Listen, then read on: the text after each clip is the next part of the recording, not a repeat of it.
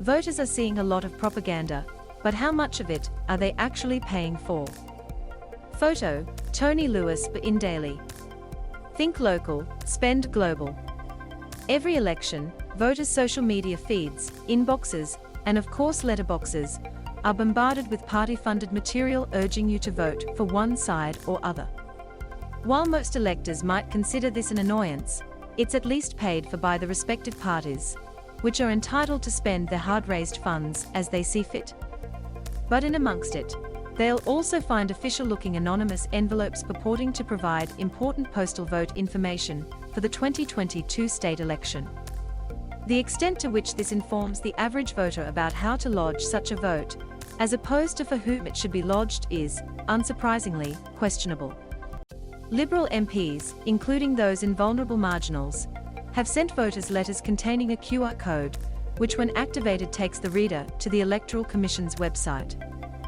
The rest of the A4 letter, though, is given over to a message from the Premier, in which Stephen Marshall waxes lyrical about delivering real change through more jobs, lower costs and better services.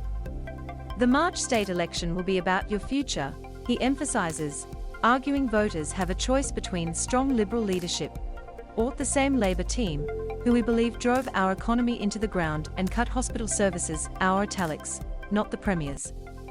Yes, thank you for that helpful postal vote information, Stephen. Of course, it's not a practice confined to either side. Prospective postal voters in the Labour heartland seat of West Torrens, for instance, are treated to frontbencher Tom Kutsantoni's detailing a list of ALP election commitments, while railing against the Marshall government's decision to deliberately allow COVID-19 into South Australia unprepared, which has had many consequences that have left our citizens and state vulnerable. He seamlessly segues the confusion and unpreparedness surrounding what measures will be put in place for polling day has prompted me to send you a postal vote application to ensure your voice is heard. Thanks. Mind you, the bipartisan practice is one paid for by taxpayers, broadly allowed under Parliament's Global Allowance entitlement. And by broadly, we do mean broadly. The allowance guidelines helpfully include a list of expenditure specifically excluded from funding against the Global Allowance, which stipulates it cannot be spent on election expenses, other than postal vote applications. Of course, it would be generous to suggest there is no electioneering going on here. Even retiring Treasurer Rob Lucas is making the most of his incumbency, hitting up mailboxes in various seats, spruiking the government's tireless work and railing against Labour taking SA down the wrong path.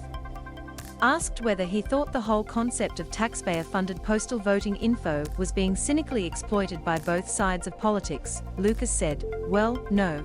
I'm not going to agree to that. That may be your interpretation. I'd be saying it complies with the guidelines," he added.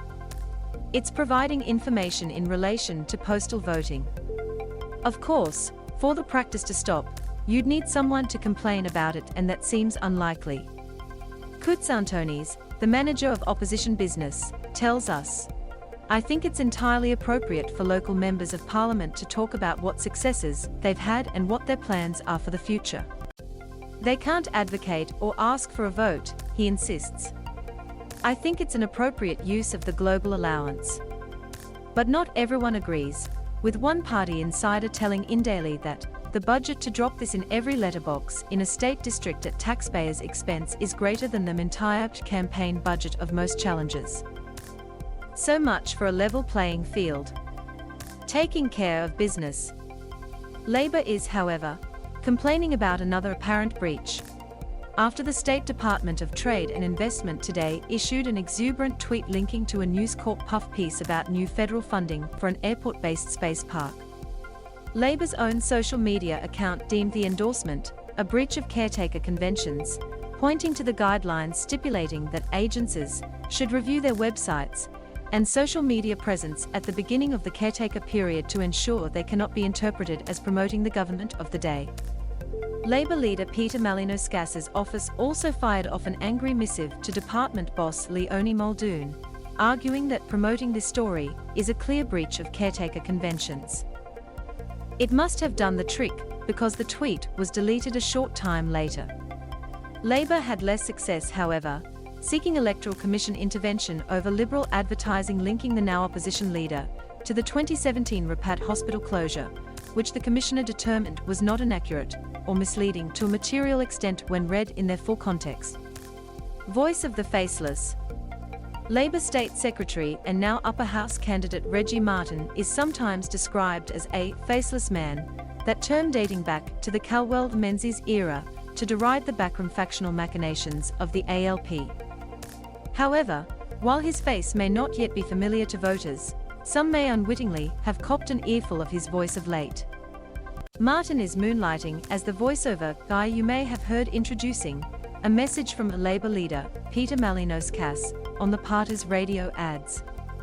Given recent attacks on the opposition's big spending pledges, Martin might at least argue the all-hands-on-deck approach to campaigning at least shows a commitment to thrift. Home is where the heart is. Curious residents of the Labour-held southern suburbs seat of Hurtle Vale might have been somewhat taken aback if they were inclined to find out more about their local Liberal candidate, Nick Robbins, last week.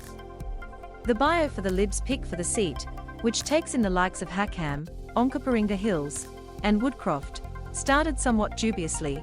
Living and working in the northern suburbs, Nicholas is an enthusiastic secondary teacher and is passionate about engaging students in STEM and their local community.